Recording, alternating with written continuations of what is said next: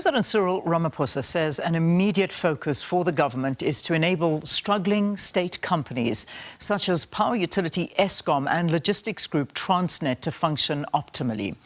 Ramaphosa last night delivered the first State of the Nation address under a government of national unity. The president said government would launch another phase of reforms to try to lift economic growth above 3%.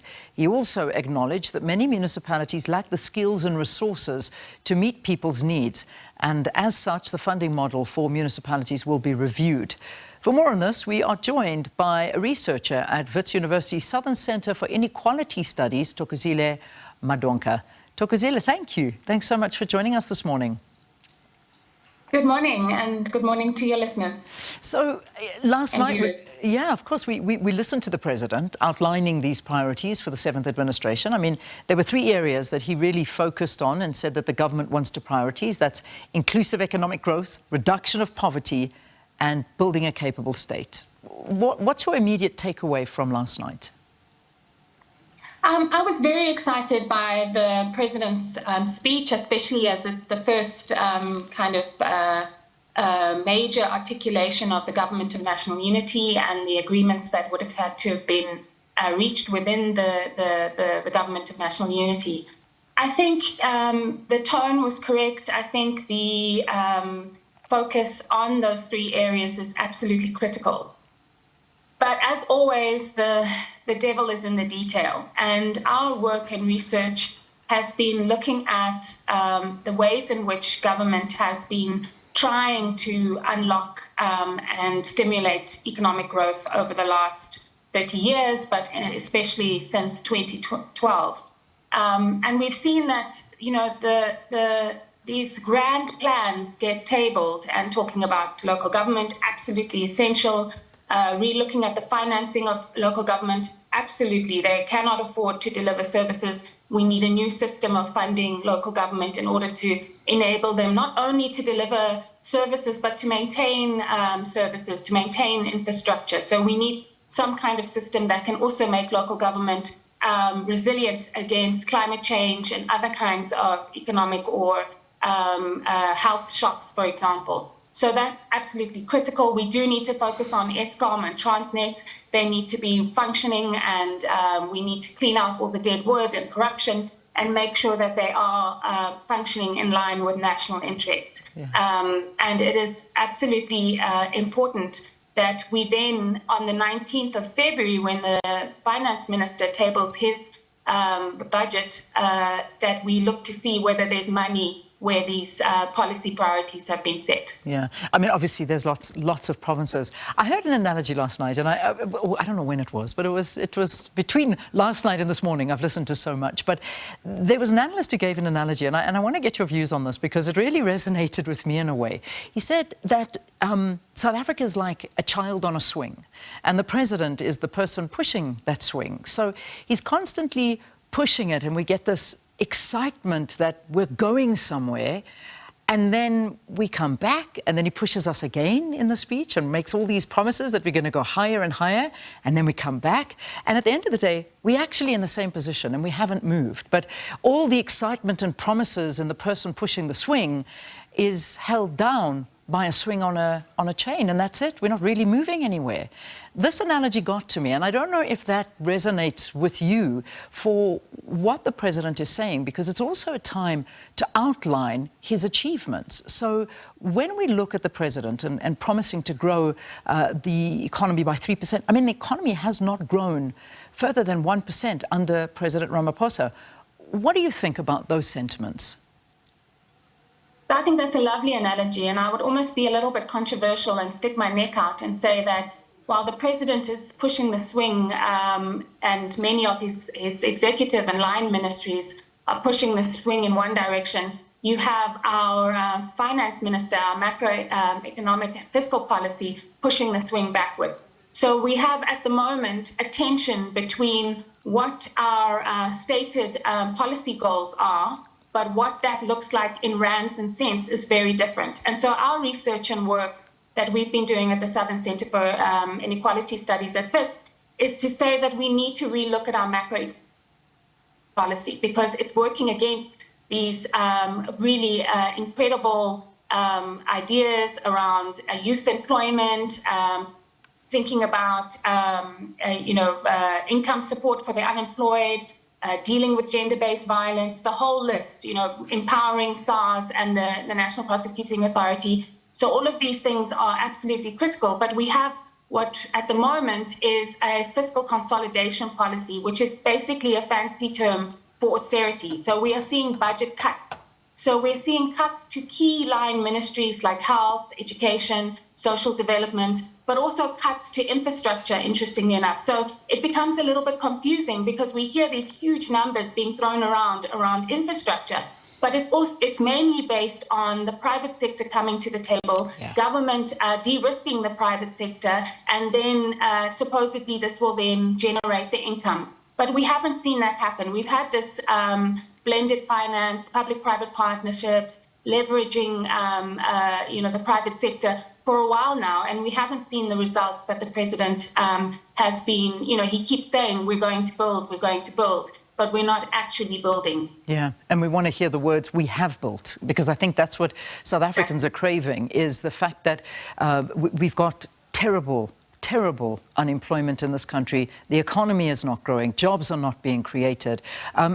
Again, another we are going to do, and a promise that he made, is an industrial policy that drives economic growth. He's saying it'll be finalized and that the government will spend more than 940 billion rand on infrastructure in the coming 5 years. We've heard this before, and yet we're not seeing concrete things coming out of it. Do you think perhaps this is now the moment? I mean, are you satisfied with that announcement? Unfortunately not. I mean, we were told through the medium-term budget policy statement that this was the goal of government. But again, we have to wait to see if the private sector is going to unlock its investments in order to make do on the president's commitments. And we haven't seen the private sector come to the table in the amounts of money that we need to be able to see the kind of investment that we're looking for. Importantly, there's research that shows that under fiscal consolidation, the current policy of austerity, that it's highly unlikely, if government is not coming to the table and investing in infrastructure, then it's unlikely that the private sector will do so. So we have this kind of slightly contradictory, dare I say, almost schizophrenic policy-making framework that is moving, as you said, in the swing, is pushing against each other, and we're not moving anywhere.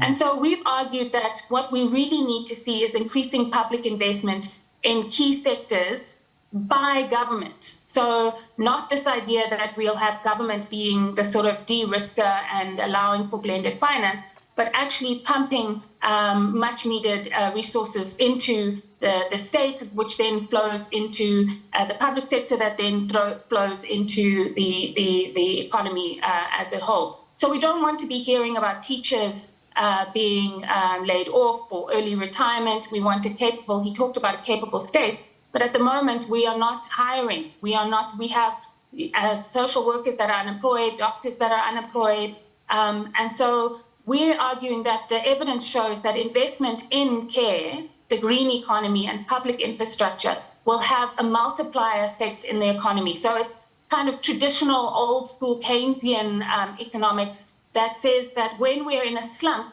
the government must spend. And when it's boom times, then we can be a little bit, we can hold back a little bit, save a little bit. But the reality is the current macro fiscal policy that we are pursuing is working against the very ideals that the president and the government of national unity laid out yesterday. The president did say that there's been an increase in job creation. And this is up for debate, no doubt. But obviously more needs to be done to eradicate poverty. This is to use his words. Are you seeing that? Is that a fair statement to make, that there has been an increase and people have more jobs in South Africa now? So people have more access to employment opportunities. So, we also need to be very careful about the language that we're talking about, is that people might be wage laborers. So it's not a salary with a pension that enables a family to be able to participate in the economy meaningfully. And so we study inequality, not only poverty. So we've seen that wages over the last 15 to 20 years have actually been stagnating. So the real wage of the average middle class South African has not increased over time. Yeah. But the profits of the companies to which they work for have increased over time. So we've seen an uneven distribution of resources, mainly rands and cents, in the system. So we've got this huge pool of very hard workers going to work every day and not earning their fair share of the fruit of their labor. And so that's why it's absolutely critical that we need to relook at our tax framework and tax policy. We need to support the international agreements, and the G20 becomes a critical space for this, for a global tax agreement, so that we're seeing a fair distribution of the wealth in South Africa, enabling everybody to be better off, as opposed to these kind of very, very low poverty level wages. And even though they're working, and that's what the stats will pick up, but they're not earning enough to really meaningfully engage in the economy. Yeah. I mean, we look at. I mean, the numbers given: more than 28 million unemployed and vulnerable people receive social grants. Now, that was a number that was given. The president also alluding to the fact that, I'm just quoting here, the social relief of distress grant is an essential mechanism for alleviating extreme poverty, and they're going to use this grant as a basis for the introduction of a sustainable form of income support for unemployed people. We've been hearing about this. This is something I know that's been in the pipeline. Do you think that this is now going to be the time that we actually see a basic income grant being introduced? I mean, Leanne, I hope so. It's time. I think the conversation about what, if is over, and it should be when and how.